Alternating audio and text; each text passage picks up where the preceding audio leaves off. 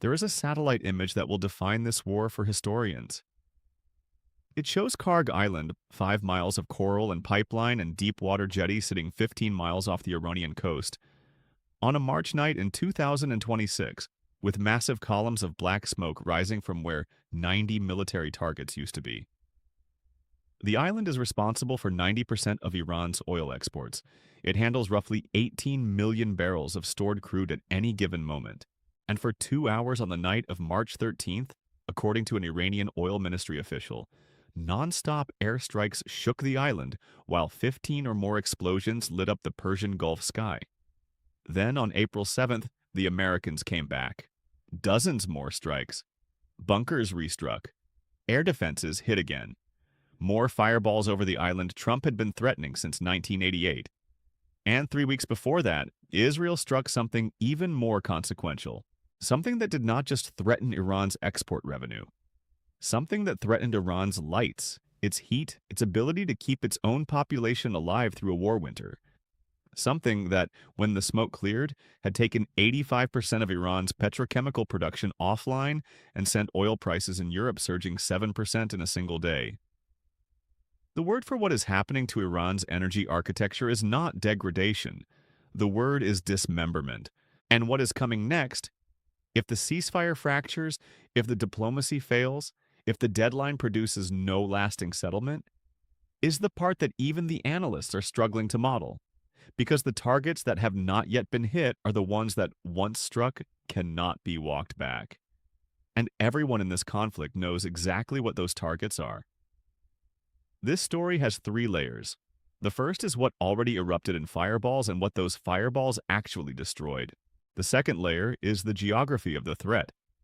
Why Karg Island specifically, why South Pars specifically, and why the sequence of strikes reveals a logic that is not about military installations at all. And the third layer is the one that the ceasefire is trying to defer but cannot permanently prevent. The question of what happens to the world's energy markets if the oil infrastructure itself becomes the battlefield.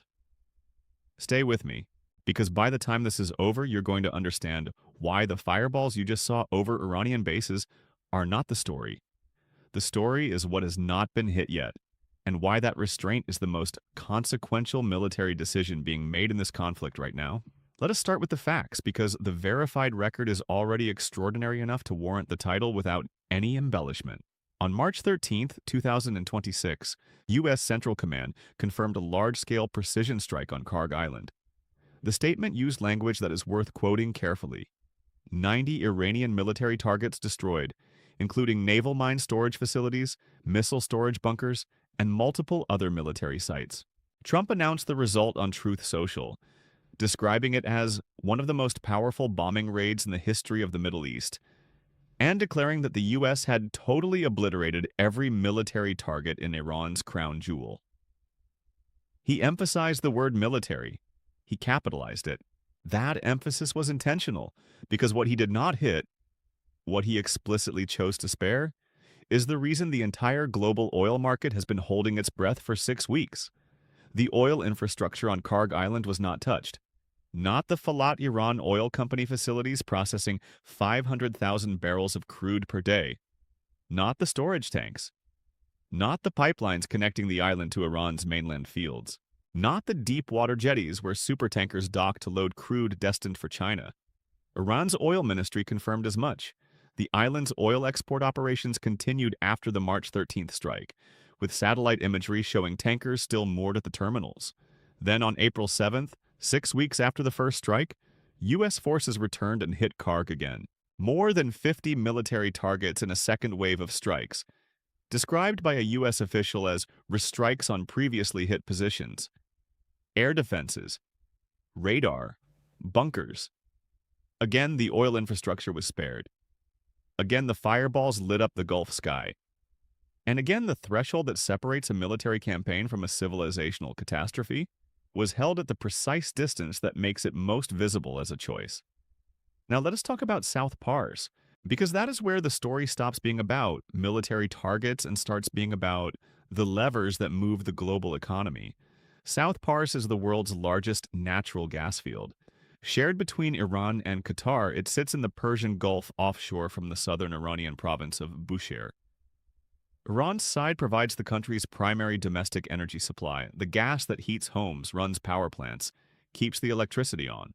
It is also the feedstock for Iran's petrochemical industry, which converts natural gas into ethylene, propylene, methanol, ammonia, and urea, the building blocks of plastics, packaging, clothing, and fertilizer. Those petrochemicals are among Iran's most significant non-oil export earnings, with major buyers in Turkey, China, India, and Southeast Asia. Netanyahu put it directly. We are systematically destroying the money machine of the Revolutionary Guards. Israel struck South Pars in March. The first strike on March 18th hit the gas field's associated petrochemical infrastructure at Asaluyer, damaged storage tanks and gas installations, halted output at 2 refineries with a combined capacity of 100 million cubic meters per day, and cut roughly 12% of Iran's total gas production. European natural gas prices jumped 7% in a single day. Oil prices moved from $103 per barrel to $108. Then, on April 6th, Israel struck again. Defense Minister Israel Katz confirmed a powerful strike on the largest petrochemical facility in Iran, the plant at Asaluyer responsible for approximately 50% of the country's petrochemical production. Combined with the March strike on the second largest facility, roughly 85% of Iran's total petrochemical output was now offline. Katz called it a multi-billion-dollar economic blow and described it as a severe economic blow to the Iranian regime. That is not a military strike. That is economic surgery. And here is what the coverage has been missing because it is focused on the fireballs and not the math that the fireballs produce.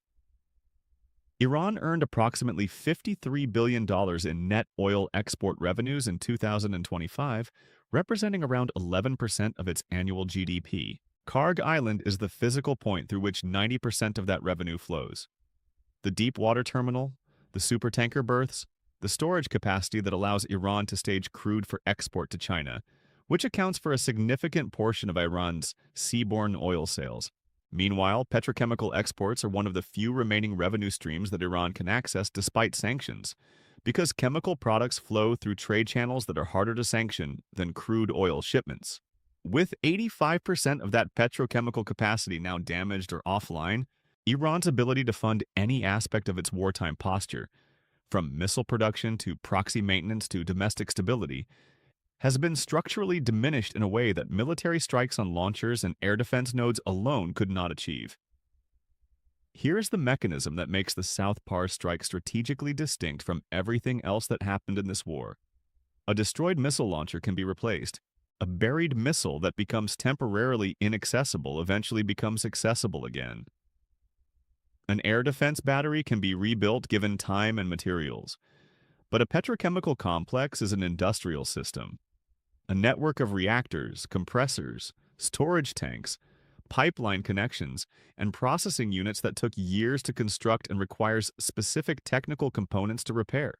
The Iranian government acknowledged that some facilities were damaged. Qatar Energy reported extensive damage to its side of the shared infrastructure at Ras Laffan after Iran retaliated.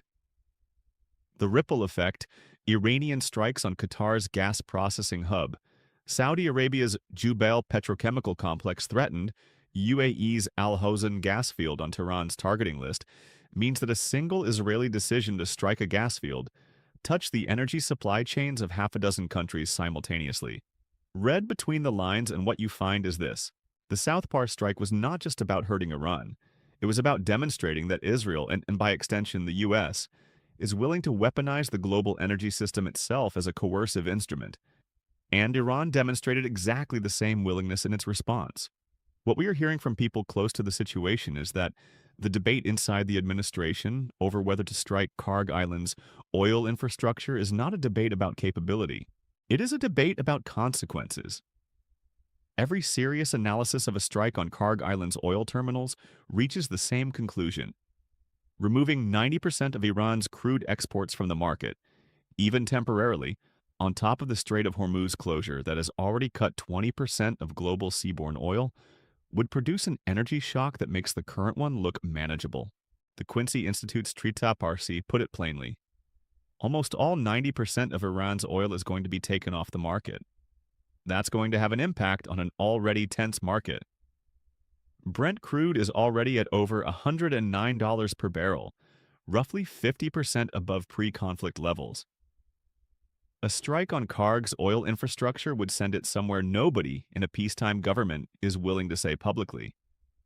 And yet, the threshold has been approached twice, and Trump has said publicly in the third week of the conflict, maybe we take Karg Island, maybe we don't. We have a lot of options. The President of the United States first threatened this island in an interview with The Guardian in 1988. One bullet shot at one of our men or ships and I'd do a number on Karg Island. I'd go in and take it. That was 38 years ago. He was not yet a politician. He was a real estate developer with a theory about geopolitics. The island stayed on his mental map for 38 years, and now he has the military, the moment, and the motivation. The scenario that keeps the energy markets awake at night is not the military strike that already happened. It is the one that has not happened yet. And the reason it has not happened yet is not lack of capability.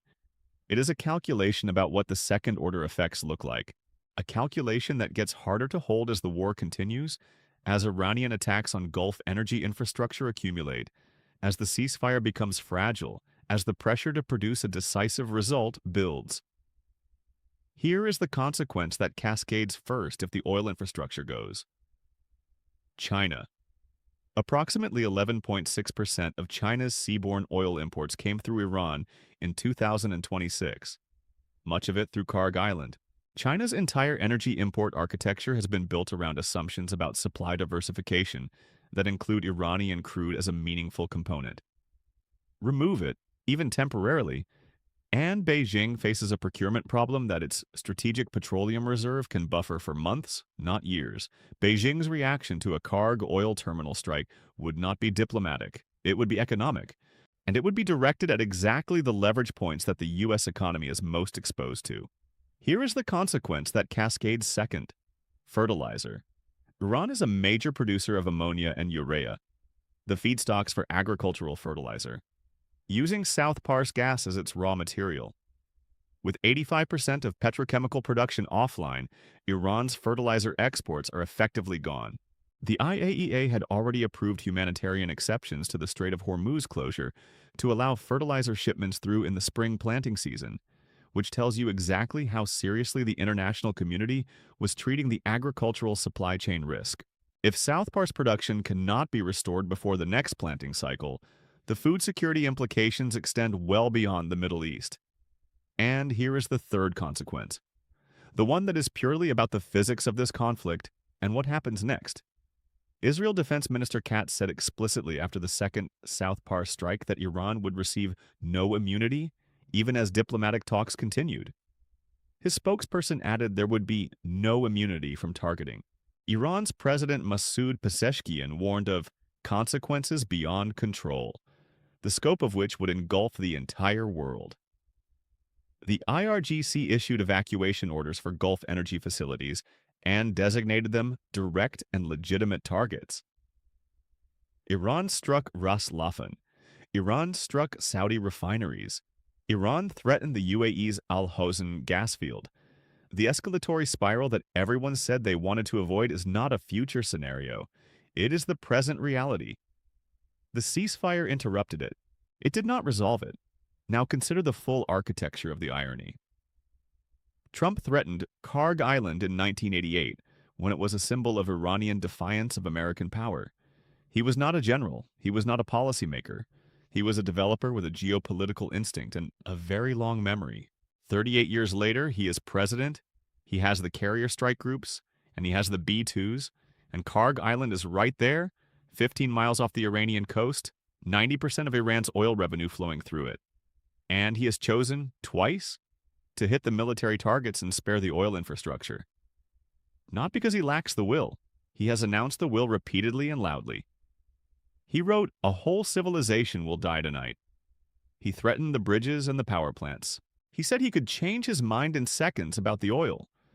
The restraint is the message. The fireballs are the demonstration. The oil infrastructure sitting untouched is the lever. Iran spent 6 weeks building its leverage around the Strait of Hormuz, the choke point that gave it power over 20% of the world's seaborne oil. The United States and Israel have spent the same 6 weeks building their own leverage around Karg Island and South Pars, the sources of Iran's revenue and Iran's domestic energy supply. Each side is now holding the other's economy at the edge of a cliff. The ceasefire is two sides agreeing not to push, but neither side has stepped back from the edge. There is no version of this conflict's resolution that does not pass through Karg Island, whether it is seized or permanently struck, or traded in negotiations, or held as the final threat that forces a permanent settlement. The island is the conclusion. It was the conclusion in 1988 when Trump first named it. It was the conclusion on March 13th when the first fireballs rose. It is still the conclusion now. The fireballs you already saw were the demonstration. Something bigger may be coming, and when it comes, it will not be measured in military targets.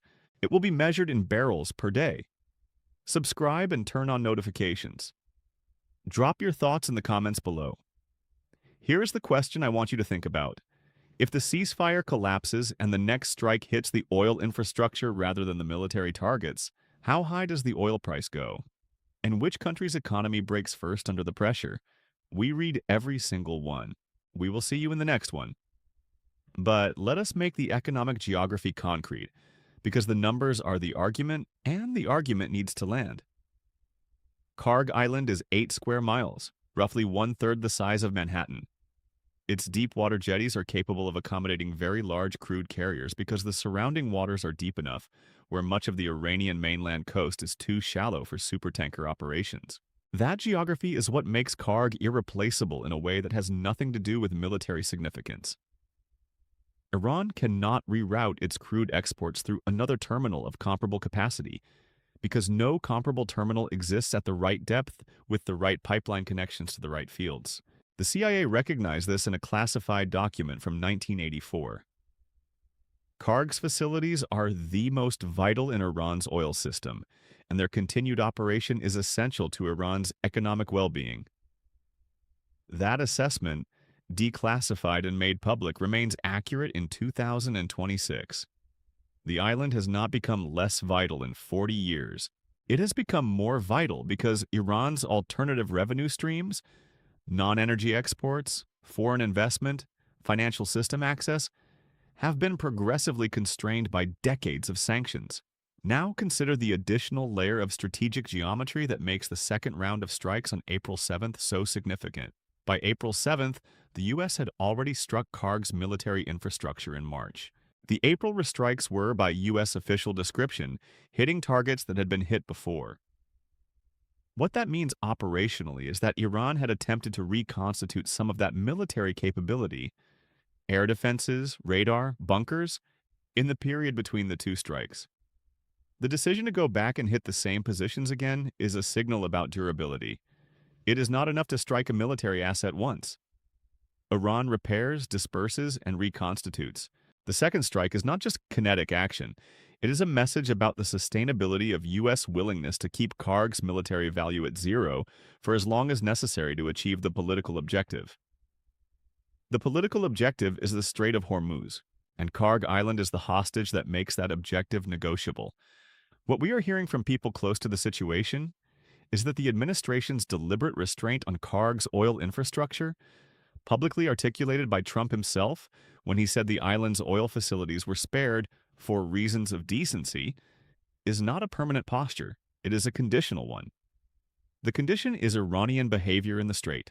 The moment that condition is breached in a way that the administration decides requires escalation, the oil infrastructure restraint evaporates. That is what Trump communicated when he wrote that he could change his mind in seconds. It is what the White House official communicated when they told the BBC that the United States military can take out Karg Island at any time. The infrastructure is not protected by military incapability. It is protected by a political calculation that can reverse on a Truth Social post. That conditionality is why the fireballs already seen over Karg and South Pars are the demonstration and not the conclusion. The conclusion is the version where the conditionality collapses, and the ceasefire is the fragile mechanism preventing that collapse from happening today. And here is where the longer-term picture becomes genuinely alarming, not as speculation, but as the logical projection of what is already verified. Iran's strategy for surviving this war has rested on two pillars.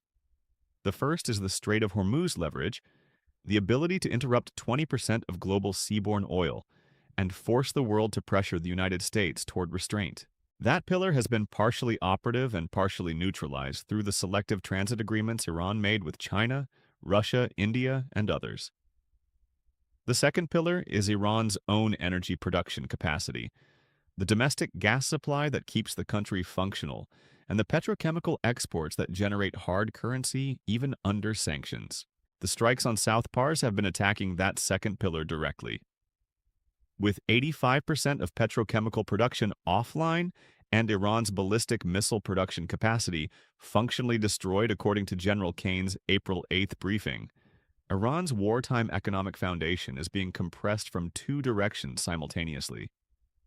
It cannot export missiles at the rate it could before the war. It cannot export petrochemicals at the rate it could before the war. Its oil revenue depends entirely on whether Karg Island's oil infrastructure remains intact and whether supertankers can safely load there, both of which depend entirely on Iranian behavior that the United States has explicitly threatened to punish with further escalation. This is what total economic warfare looks like when conducted with precision rather than maximalism. The infrastructure still stands, the pipes still flow, the island still processes crude, but the conditions under which all of that continues are dictated by the adversary. Iran is operating its own oil economy under American sufferance, with American aircraft capable of ending that sufferance at any moment without warning. That is an extraordinary position for a state that has spent 47 years defying American power to find itself in.